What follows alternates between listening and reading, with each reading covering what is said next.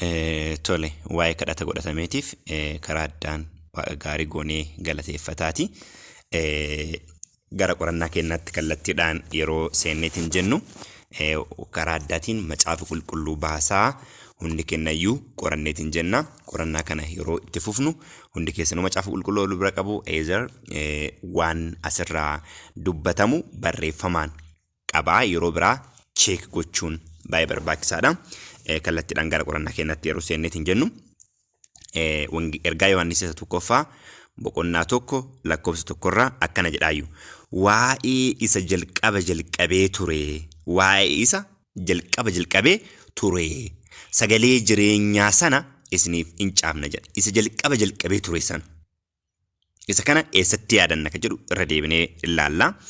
Nuyi isa dhageenyeerraa ija keenyaan isa argineerraa ilaallee harka keenyaan isa qaqqabneerraa jireenyichi mul'ifameera. Jireenyichi inni jalqaba ture kun nuyi isa argineerra isaafis dhugaan baana jireenya bara baraa isa abbaa bira ture nuttis mul'ifame kana isinitti himnaa jedha jalqaba.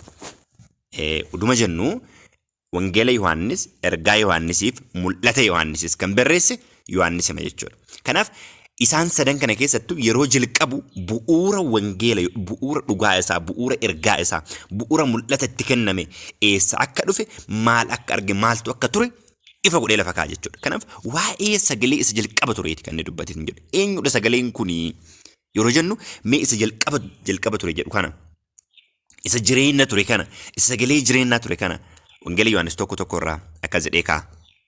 Akkana jedhaayyuu. Sagalichi jalqaba waan hundumaa dura ture. Sagalichi Waaqayyo bira ture. Sagalichi ofiisaa Waaqayyo ture. Sagalichi jalqaba ture, isa jalqaba ture jedhu. Ergaa Yohaannis keessa dubbinu irra ergaa Yohaannis 1:2 irratti immoo eenyu bira ture jedha? Isa abbaa bira ture jedha. Okay, afur irratti jireenyi isa keessa ture. Jireenyis ifa namootaa ture jedha. Isa ergaa Yohaannis irratti maal jedha? Jireenya bara baraa isa mul'ifame, isa argine, isa dhageenya kana isinitti himna kan jedhu. Sagalicha isa jedhuuf, sagalicha isa jalqaba ture, sagalee jireenyaa isa jedhu kanaaf mul'ata Yohaannis 19:13 irraa maal jedhee kaa'aayyuu akkana jedha. Uffata dhiigaan cuuphame tokko in uffata. Maqaan isaas sagalee Waaqayyoo jedhame jedha. Maqaan isaas maal jedhame? Sagalee Waaqayyoo jedhame jedha. Kanaaf inni jalqaba ture kun inni Waaqayyo bira ture. Akka wangeela Yohaannisitti inni abbaa bira ture. Akka ergaa Yohaannisitti inni eenyudha? Sagalee jireenyaati. Innillee nuni Kiristoos jechuudha. Kanaaf Kiristoos maal jedhee? An karaa dhugaadha jireenyas kan inni jedheef isa kana jechuudha. Okay, mul'ata immoo yeroo jalqabu tokko irraa akkuma jalqaba jedhu kana isa bira ture, Waaqayyo bira ture, abbaa bira ture jedha ergaa Yohaannis irratti. Mul'ata keessatti immoo akkana jedha. Kun mul'ata Yesuus Kiristoos. Mul'ata eenyuti? Mul'ata Yesuus Kiristoosiiti. Waa'ee isaati kan dubbataarra. Sagaleen jalqaba ture, sagaleen jireenyaa isa jechuudha. Inni akka Kiristoos hin ta'e ilaalleera.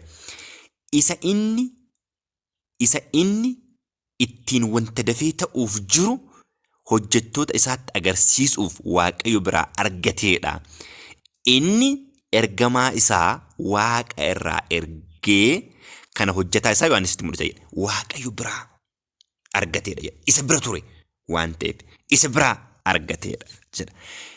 Kanaaf bu'uura qajeelaa kaa'ee jalqaba jechuudha. Yohaannis yeroo ergaasaa wangeela keessatti, ergaasaa keessatti, mul'ata keessatti yeroo kaa'eetu jedhu Kiristoosiin sagalee jireenyaa akka inni ta'e, isa jalqaba ture akka ta'e, Waaqayyo bira akka ture, abbaa bira akka ture, abbaa biraa ergaa akka fudhate qajeelchee lafa kaa'ee jalqaba jechuudha.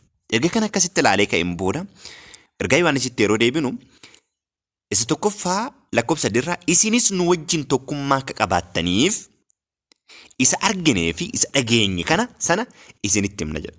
Isa arginee fi isa dhageenye kana isinitti himna jedha. Maal akka qabaataniif nu wajjin tokkummaa qabaataniif. Tokkummaan keenya immoo abbaadha wajjin ilma isaa Yesuus Kiristoos wajjin jedha. Tokkummaan keenya abbaa wajjin ilma isaa Yesuus Kiristoos wajjin. Tokkummaa kana Yohaannis caalaa Kiristoos kadhata isaa isa dhumaa keessatti yeroo dubbatu wangeela Yohaannis boqonnaa 17 keessatti kadhaa isaa xumuraat keessatti yeroo dubbatu 17:21 irraa isaan tokko akka ta'aniif yaa abbaa eenyuun kadhataara abbaasaa yaa abba jedhaaraan isaanis tokko haa ta'aniif yaa abba akka ati ana keessa jirtu anis si keessa akka jiru isaanis nu keessaa jiraataniif biyyi lafaa akka ati ana ergite haa beekuuf kadhachuu kooti jedha. Abbaa isaa yeroo kadhatu 10:30 irratti wangeeluma Yohaannis 10:30 irratti aniif abbaan tokko jedha. Tokkummaan kun tokkummaa akkamiiti kan jedhu yaa abbaa jedha Kiristoos. Akka ati ana keessa jirtu akka anis si keessa jiru isaanis nu keessa haa ta'aniif nu tokko haa ta'aniif jechuudha. Nu keessa tokko haa ta'aniif nu wajjin tokko haa ta'aniif si kadhachuu kooti. Isaan nu keessa haa jiraatanii yeroo jedhu iddoo biraatti ammoo nu isaan keessa akka jiraannuuf jedha. Wangeelii Yohaannis 4:23 irratti jechuudha. 4:23 irratti akkana jedhaayu. Yesuus deebisee eenyullee yoo na jaallate dubbii koo raawwata abbaan koo immoo isa jaallata. Yoo na jaallate ana abbaan koos maal godha isa jaallata. Nuyis aniif abbaan koos isa bira hin dhufna iddoo jireenyaa isa bira maal godha hin godhanna jedha. Kana jechuun tokko taana jechuudha. Akkamitti kun ta'a jedhuuf waaqummaan abbaa Kiristoosiin keessa waaqummaan Kiristoosii abbaa keessa namummaan Kiristoosii nu keessa namummaan keenya Kiristoosiin keessa namummaaniif waaqummaan Kiristoosiin keessatti jechuudha. Kanaaf tokkummaan kun tokko kan inni jedhu nu wajjin tokkummaa qabaataniif Yohaannis jedhee kan inni kaa'e tokkummaas Kiristoos dubbateetiin jedhe kana mirkaneesseetiin jedhe jechuudha. Kanaaf yeroo tokkummaa jedhu Kiristoos Yohaannis maal jedha tokkummaan keenya abbaa wajjin ilma isaa Yesuus Kiristoos wajjin jedha. Tokkummaan kun maalidhaan eeggama gaafii jedhuuf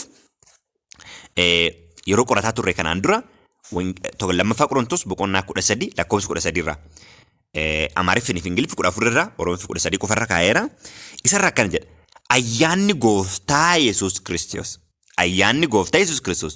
jaalalli Waaqayyoo tokkummaan hafuura qulqulluu hunduma keessa wajjin haa ta'u jedha. Tokkummaan amma dubbataarra kun kan ittiin eegamu maalidhaan jechuudha? Hafuura qulqulluudhaanii jechuudha. Hafuura qulqulluudhaan jechuudha. Kana jechuun abbaanis ilma isaa wajjin tokko ka ta'e nus Kiristoosii wajjin yookaan ilma isaa wajjin tokko ka taaneetiin jenne jechuudha. Sababni isaa abbaan hafuura isaa kan nuu kenneetiin jedhe karaa ilma isaa keessaan waan ta'eef. Titiyoos boqonnaa 3 lakkoofsa 5-6 akkuma kanaan dura qorataa turre Waaqayyo hojii nuyi qajeelummaadhaan hojjenneef otoo hin ta'in akka araara isaatitti dhiqannaa lammaffaa dhalachuutiin haaressuu hafuura qulqulluutiin nu fayyise. Hafuurri qulqulluun kun isa inni karaa Yesuus Kiristoos fayyisaa keenya arjummaadhaan nurratti dhangalaaseedha. Karaa isaa Ingiliffisaa kallattiidhaan lakkoofsa ja'a kana suruuhiim jedha. Nus macaafni qulqulluun Kiristoos akkas jedhe beena karaan dhugaan jireenyadha. Anaan ala eenyus gara eenyutti gara abbaatti. Ananas eenyullee gara abbaatti ga'uu hin danda'u kan jedhu barraa'e. Abbaan karaa ilma isaa hafuura qulqulluu irratti dhangalaasee yoo ta'e nus karaa Kiristoos hafuura tokkoon akka abbaa bira geenyu qabna kan jedhu kanaan dura qorataa turreera. Kanas Efesoon boqonnaa 2 lakkoofsa 16-18 dubbisuu dandeenya. 16 irratti fannoo irratti du'uudhaan gosa lamaanuu eenyudha Kiristoos jechuudha. Akka dhagna tokkotti Waaqayyotti araarsuudhaaf eenyutti Waaqayyotti abbaa isaatti araarsuudhaaf ofii isaatii diinummaa balleesse. Nuyi lamaanuu 18 irraa nuyi lamaanuu hafuura tokkoon hafuura qulqulluudhaan jechuudha. Karaa Kiristoos akka abbaa bira geenyu qabna jedha. Ingiliffisaa through Christ jedha 18 kanallee jechuudha. Tole tokkummaan kun kan ittiin eegamu maalidhaan jechuudha? Hafuura qulqulluudhaan jechuudha. Kanaafidha Efesoon 4 Efesoon boqonnaa 4 lakkoofsa 3 irraa kan inni akkas jedhuuf. Efesoon boqonnaa 4 lakkoofsa 3 irraa hidhaa nagaatiin tokkummaa hafuura qulqulluu tokkummaa hafuuraatiin of harkatti eeggachuudhaaf dhamaa jedha. Hidhaa walitti. Abbaan ilma isaa wajjin nu Kiristoosii wajjin tokkummaan inni hidhaan inni Yohaannis jedhe isa kana jechuudha. Tokko tole erga akkas jedhee ka'in booda lakkoofsa 4 irratti kana hundumaas gammachuun keenya guutuu akka ta'uuf isiniif caafna jedha. Gammachuun keenya guutuu akka ta'uuf isiniif caafna jedha. Tokko tole 5 irraa akkana jedha. Waaqayyo ifa jedha. Waaqayyo ifa. Dukkanni matumaa isa keessa hin jiru. Egaa nuyi isa irraa ergaan nu isa irraa dhageenye isinitti himnus isuma kana jedha. Ergaan kunis Waaqayyo biraa karaa gooftaa Kiristoos akka nuuf dhufeetiin jedhe. Ergamoota ofii ergaa Kiristoos akka beeksise mul'ata irratti immoo lafa kaa'a jechuudha. Okay, Waaqayyo maal jedha? Ifaa jedha. Waaqayyo ifaa jedha. Yaaqoob keessa dhandhee Yaaqoob keessatti boqonnaa 1 lakkoofsa Yaaqoob boqonnaa 1 lakkoofsa 17 irraa akkas jedhaayu. Yaaqoob boqonnaa 1 lakkoofsa 17 irraa akkas jedha. Kanaan kennaan gaariin hundinuu kennaan guutuun hundinuu abbaa ifaa biraa ol waaqa gubbaarraa dhufa jedha. Abbaa ifaa biraa geeddaramuun yookiis gadis garagaluun iyyuu hin jiru jedha. Geeddaramuun hin jiru, gadis garagaluun hin jiru, kennaan hundinuu abbaa ifaa biraa dhufa jedha. Eenyuun abbaan ifaa kun? Abbaan ifaa kun tokkoffaa Xiimotewos boqonnaa 6 lakkoofsa 16 akkas jedha. Waaqayyo duwwaatu hin du'u jedha. Inni ifa homtuu itti dhiyaachuu hin dandeenye keessa jiraata jedha. Namni takkaa isa hin argine isa arguus hin danda'u. Isaaf ulfinniif aangoon bara baraan haa ta'u jedha. Isa eenyullee maal ta'uu hin danda'u? Arguu hin danda'u. Ifa keessa akka inni jiraatu. Ifa akka inni ta'eetiin jedhe. Waaqayyo ifa kan inni jedhe isa kana jechuudha. Inni kun eenyudha? Wangeela Yohaannis boqonnaa 1 lakkoofsa 18 irratti eenyullee arguu kan hin dandeenye kan hin argine kana akkam jedhee ibsaa Kiristoos Yohaannis omtuu takkaa Waaqayyoon hin argine ilma tokko keessa abbaa bukkee ture sanatu waa'ee isaa maal godhe jedhe hiikee barsiise jedha. Kanaaf Waaqayyo ifa inni jedhu kun eenyu mul'isa? Abbaa. Akkasumas mootu maal jedha karaa addaatiin isa eenyullee omtuu itti dhiyaachuu hin dandeenye abbaa ifaa jedha deebi'ee mootu. Abbaa ifaa. Abbaa ifaa yeroo jedhu Kiristoos maal jedha? Ani ifa biyya lafaati jedha. Waaqayyo tokkocha ilma isaa tokkocha isa eenyu bira ture? Abbaa bira ture. Kiristoos maal jedha jechuudha? Ilma Waaqaati jechuudha. Ergaa Yohaannis isa lammataa yeroo qorannu bal'inaan hin laallaayu. Kanaaf maal jedha? Isa abbaa bukkee ture yeroo jedheetiin jedhu isa kana jechuudha. Abbaa ifaa jedhee ibseetiin jedha jechuudha. Isa eenyullee arguu hin dandeenye tokkoffaa Xiimotewos 6:16 eenyullee arguu kan hin dandeenye kan jedhee ibseetiin jedhu isa kana jechuudha. Okay, kana sammuutti qabannee Kiristoos immoo maal jedha Wangeela Yohaannis boqonnaa 3:19 irraa? 3:19 irraa akkas jedhee kaa'ayu. Ani maalidha jedha? Ifichi gara biyya lafaa dhufeera. Namoonni garuu hojiin isaanii hamaa waan ta'eef ifa irra dukkana jaallatan. Firdichis akkuma kanatti maal ta'a jedha? Irraa raawwatama jedha. Ifti biyya lafaa dhufee inni Kiristoos. Namoonni Kiristoos irra eenyu filatan? Dukkana filatan. Kanaaf firdiin isa kana jedha. 8:12 asumarratti 8:12 irra Kiristoos maal jedha? Yesuus ammas namootatti dubbate an ifa biyya lafaati. Namni ana duukaa bu'u ifa jireenyaa qabaata. Malee dukkana keessa hin adeemuu isaanin jedhe. An ifa biyya lafaati. Akkasumas boqonnaa 9 keessattis yaaduma kana dubbateetiin jedhe jechuudha. Boqonnaa 9 keessattis yaaduma wal fakkaatu kana yeroo inni kaayetiin jedhu argineetiin jedhe jechuudha. Amma biyya lafaa keessa jirutti maalidha jedha? An ifa biyya lafaati jedha. 9:5 irra meedhannee dubbifneetiin jenna jechuudha. Boqonnaa 9 lakkoofsa 5 irraa biyya lafaa keessa amma jirutti an ifa biyya lafaati. Ifa biyya lafaati. Haga inni deemee jedheen ka'een booda immoo eenyutu ifa biyya lafaati? Abbaan ifaa karaa ilma isaa ifa ta'ee gara biyya lafaatti yeroo dhufe ilmi isaa amma biyya lafaa keessatti ifa yoo ta'e nutis karaa ilma isaa karaa Kiristoos maalidha jechuudha? Ifa biyya lafaati jechuudha. Wangeela Yohaannis 5:14 irraa akkana jedhaa. Isin ifa biyya lafaati. Mandarri tulluu gubbaatti ijaaramee dhokachuu hin danda'u jedha. Kanaaf nutis maalidha jechuudha? Ifa biyya lafaati. Ifa kana daddabarsina. Abbaarraa karaa Kiristoos gara keenyatti akka dhufeetiin jedhe argineetiin jenna jechuudha. Karaa addaatiin ifa biyya lafaati. Kanaaf Yohaannis Cuuphaan maal jedha? Wangeela Yohaannis 5:33-35 irratti burning and shining light jedha. Ifa boba'aa ifaa ture jedha Yohaannis Cuuphaan. Nutis kanuma ta'uu qabna jechuudha. Kun ammoo kallattiidhaan kan inni dhufu jireenyi isa bira ture. Wangeela Yohaannis boqonnaa 1 lakkoofsa 4 irraa maal jedhee kaa'a?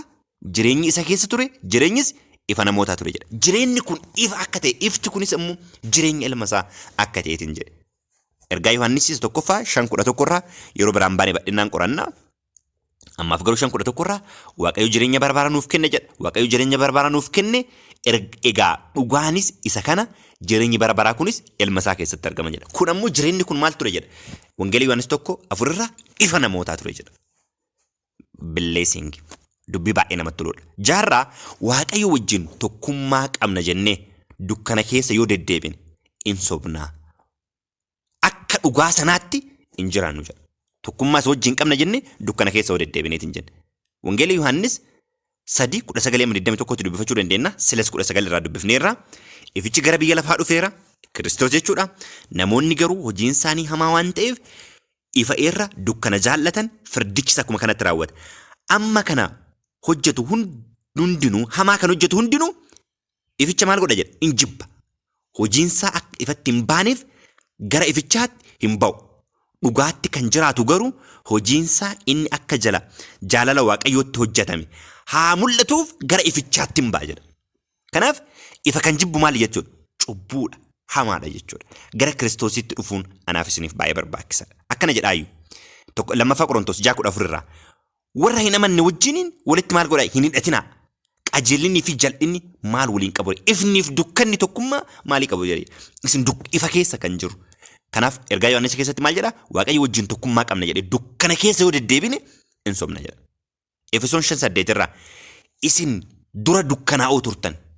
Dukkana keessa turtan qofa miti. Dukkanaa'oo turtan isinuu mataan keessan. Amma garuu karaa gooftaa iftaniittu jedha. Ifa keessa deddeebi'u qofa osoo hin taane iftaniittu jedha. Egaa akka ijoollee ifaatti jiraadhaa jedha. Kanaaf namni ifa fudhate maal ta'uu hin qabu? Dukkana keessa jiraachuu hin qabu. Waaqayyo wajjin tokkummaa qabna jechuun Waaqayyo ifa, ilmi isaa abbaan ifa gara biyya lafaatti erge. Innis Kiristoos jireenyi isaa nuuf ifa. Nus jireenya isaa keessa jiraanna yoo ta'e, Kiristoos keessa jirra yoo ta'e, ifa addunyaa ta'uu qabna. Dukkana keessa jiraachuu akka hin qabne lafa kaa. Torbarraa akka inni ifa keessa jiru nuyis ifa keessa yoo deddeebine nuyi walii keenya wajjin tokkummaa qabna jedha. Maddi tokkummaa kennaa maalidha jechuudha? Ifa kana jechuudha. Kiristoosiin keessa jiraachuu kenna jechuudha. Ifa keessa akka jiru tokkoffaa Ximootos 6:16 irratti argineerra. Abbaa ifaa akka ta'e Kiristoos immoo ifa ta'ee biyya lafaatti akka dhufe argineerra. Ifa kana keessa yoo jiraannu nus maal qabna? Tokkummaa walii kenna wajjinis qabna. Isa wajjiniinis isa ifa ta'e wajjinis tokkummaa qabna jechuudha. Dhiigni ilma isaa. Dhiigni ilma eenyu? Dhiigni inni Waaqayyo ifa. Dhiigni inni ifa ta'e. Dhiigni inni ilma abbaa ifaa. Dhiigni Kiristoos jechuudha. Ilmi isaa Yesuus immoo cubbuu hundumaatti nu qulleessa jechuudha. Dhiigni ilma isaa Waaqayyo ifa ka jedhu dhiigni ilma ifaa jechuudha. Abbaa ifaa kan inni jedhamee barreeffame kana jechuudha. Dhiigni ilma isaa Yesuus immoo cubbuu hundumaatti nu qulleessa jedha. Cubbuun qabnu yoo jenne ofiin sossobnaa, dhugaanis nu keessa hin jiru jedha. Yoo cubbuun qabnu jenne ofiin sossobnaa, dhugaanis nu keessa hin jiru jedha Macaafni Qulqulluun. Sababni isaa namni hundinuu yakkeera jedha Efesoon keessatti. Roomee keessatti jechuudha. Roomee 3 keessatti dhannee yeroo dubbifneetiin jenne 3:23 irraa yaada tokko kaayetiin jedha jechuudha. Hundinuu yakkaniiru. Ulfinni Waaqayyoo isaanitti maal ta'eera jedha? Hir'ateera jedha. Kanaaf 22 irraa immoo namni Yesuus Kiristoos amanuudhaan fuula Waaqayyoo duratti qajeelaa ta'a jedha. Fuula Waaqayyoo duratti. Kana irrattis warra amanan hundumattuu garaagarummaan hin jiru jechuudha. Ifa san keessa tokko waan taaneef garaagarummaan tokkoyyuu hin jiru fuula isaatti. Kanaaf cubbuu hin qabnu yoo jenne eenyuun dogongoraa goona jechuudha? Waaqayyoon. Cubbuu hin qabnu yoo jenne of sossobna, dhugaan isu keessa hin jiru. Dhugaan Kiristoos. Cubbuu keenya yoo isatti himanne inni amanamaa fi qajeelaa waan ta'eef cubbuu keenya nuuf hin dhiisa. Yoo himanne, yoo maqaadhaan dhoofne, an cubbuu kana hojjedhe yoo jenne maqaa keenya sirri akka Yaaqoob yoo himanne, an Yaaqoob yoo jenne, an sobaadha yoo jenne, cubbuu keenya maqaadhaan yoo dhoofne inni qajeelaadha, amanamaadha. Qajeellummaadhaan farada. Dogongorri dabsi loogiin isa bira hin jiru jechuudha. Jal'ina keenya hundumaas nu qulleessa jedha. 10 irraa nuyi cubbuu hin hojjenne yoo jenne immoo isa sobduu goona, dubbii isaas nu keessa hin jiru jedha. Kanaaf nu cubbamaa ta'uu kenna ifa baafnee dubbachuu qabna. Kanaaf cubbamaa ta'uu kenna maqaadhaan yoo dhoofne immoo inni nu dhiisuudhaaf amanamaadha. Kanaaf dhugaa bu'uura hundee dhugaa qabu irratti dhaabanne tokkummaa keenya abbaa wajjin ilma isaa Yesuus Kiristoos wajjin cimsanne ifa keessa jiraanne addunyaaf ifa taane ergaa dhumaa kan ariifachisuu akka dandeenyu Waaqayyo kan nageenya nuuf haa eebbisu. Eebbifamaa.